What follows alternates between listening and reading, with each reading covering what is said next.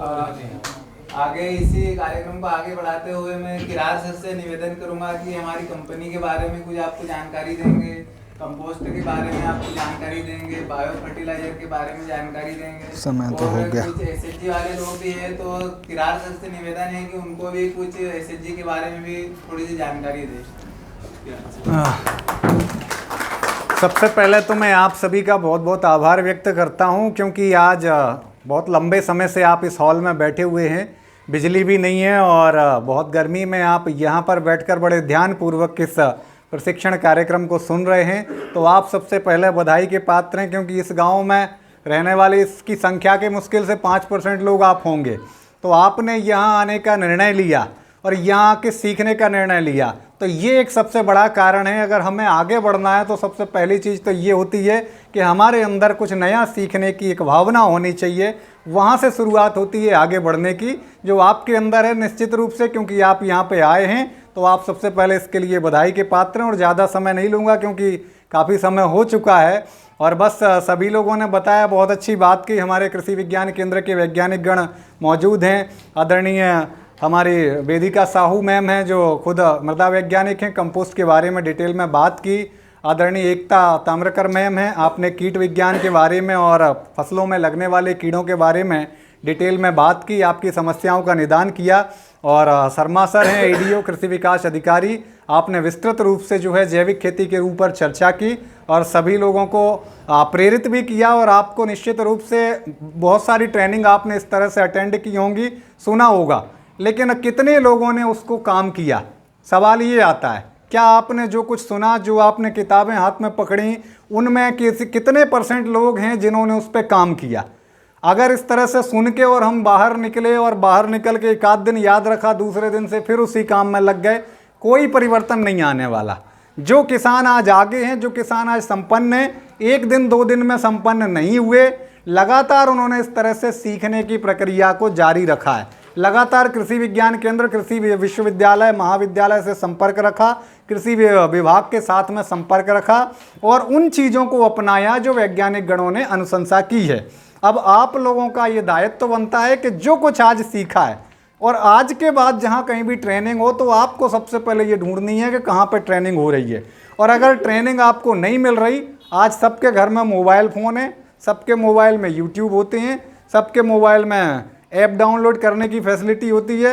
इंदिरा गांधी कृषि विश्वविद्यालय का ऐप डाउनलोड करें, यूट्यूब से सीखना शुरू करें।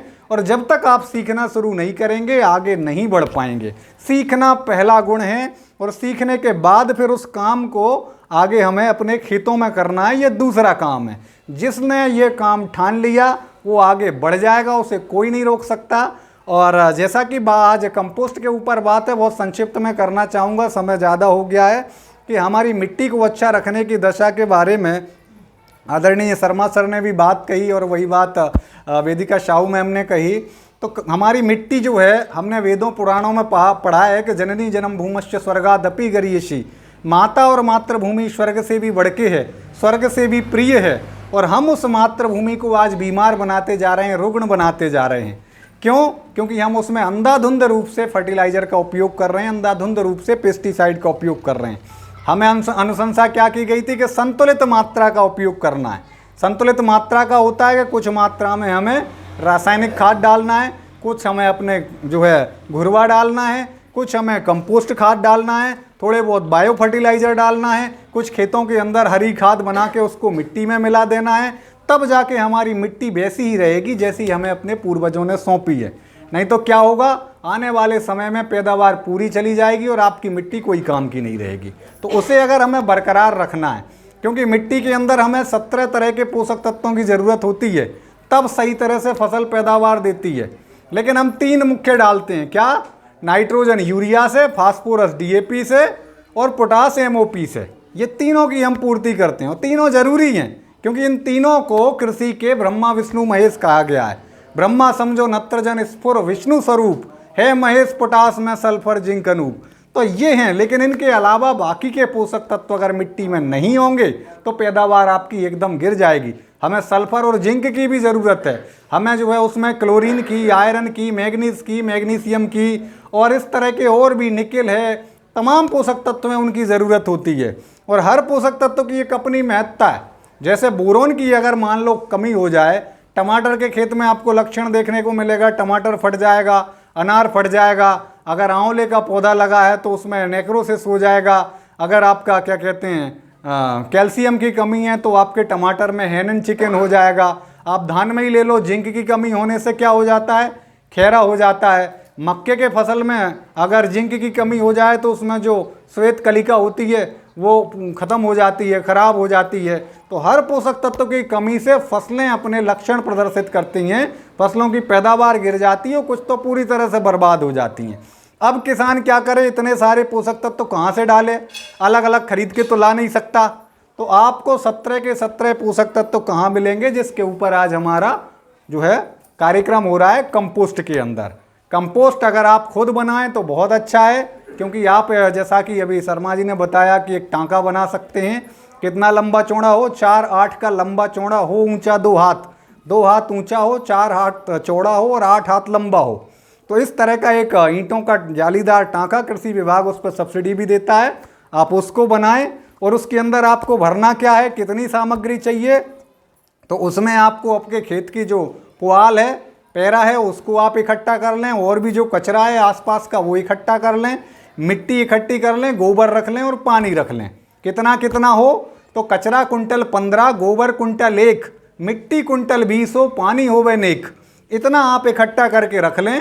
4 अंगुल उसमें कचरा डालें, उसके बाद गोबर का घोल बनाएं, 2 अंगुल मिट्टी डालें और उसके ऊपर छिड़क दें। 2 आदमी उसको कूचते रहें, फिर यही के यही फिर से 4 अंगुल कचरा, 2 अंगुल मिट्टी और उसके ऊपर डाल के घोल बना के उस पर डाल दें। शाम तक पूरा भर जाएगा, ऊपर से लीप दें। 4 महीने के अंदर बहुत बेहतरीन खाद बनेगी। कितना खर्चा आएगा आपका, बहुत कम खर्चा आएगा, लेकिन आपके 2 एकड़ में पूरी तरह से बेहतरीन काम करेगा। आपका खर्चा भी कम होगा, आपकी मिट्टी भी सुरक्षित रहेगी, आपको जो है पैदावार भी ज़्यादा मिलेगी, फसल की रेट भी अच्छी मिलेगी, आपको जो है उसमें ज़्यादा पोषक तत्व तो नहीं, रासायनिक खाद नहीं डालने पड़े, तो आपकी लागत भी कम होगी। ये सारी चीज़ें होंगी। तो ऐसी बहुत सारी टेक्निक हैं। अभी केंचुआ खाद के बारे में भी बात की गई, आप उसका भी पिट बना लें। तो इस तरह से इन चीज़ों का अगर आप इस्तेमाल करेंगे, आदरणीय शर्मा सर ने बताया कि बायो फर्टिलाइज़र जो जैव उर्वरक हैं, जिसमें राइजोबियम कल्चर आता है, पीएसबी कल्चर आता है, कृषि विभाग उस पर सब्सिडी भी देता है। और सब्सिडी छोड़ो, एक बोतल जो कृषि विभाग तो जो है आपके लीलाधर राठी जो हैं डीलर, NFL का ही हमारा लिक्विड पीएसबी कल्चर जैसे अभी आ रहा है, ZSB कल्चर आता है, राइजोबियम आता है, 25 से 30 रुपये की एक 200 ml की बोतल आती है। 30 रुपये ज़्यादा होते हैं। कितने एरिया में उपयोग होती है, 1 एकड़ में 30 रुपये खर्च करना है 1 एकड़ में। और काम कितना करेगी, आप 4 DAP की बोरियां डालोगे ना, उसके बराबर काम वो कर जाएगा। और एक बार नहीं, सालों साल करेगा। कैसे करेगा कि जब खेत में आप जब भी सिंचाई हो रही है उसके साथ में उसको मिला दो, या आप मिट्टी में मिला के भुरक दो, या जिस समय रोपाई कर रहे हैं जड़ों को उस घोल में लगा के फिर डाल दो। खेत में जब वो जीवाणु पहुंच जाएगा, तो जैसे दूध में थोड़ी सी हम जामन डालते हैं, वैसे ही खेत में थोड़ा सा जब ये जीवाणु पहुंचेगा तो पूरे खेत में हो जाएगा। पूरे खेत में होगा तो अब क्या करेगा, जैसा कि शर्मा जी ने बताया कि हम DAP खेत में डाल रहे हैं, 80% तो मिट्टी में ही रह गया, 20% मिला पौधे को, तो वो 80% जो मिट्टी में रह गया पौधा ऐसे नहीं खींच पाता। वो आयरन और क्या जो है एल्यूमिनियम के साथ में कुछ यौगिक बना लेता है, तो ये जीवाणु उसको तोड़ता है, और तोड़ता है तो फिर वो जो DAP डालते हैं वैसी अवस्था में आ जाता है और आसानी से पौधे को मिलने लगता है।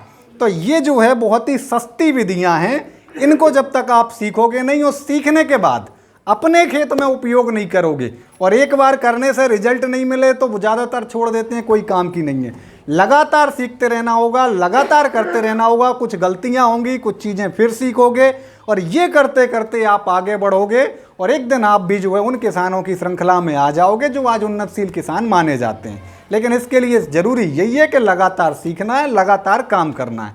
समय बहुत हो चुका हो और मैं अपनी बात को यहीं पर विराम करता हूँ। बहुत बहुत धन्यवाद।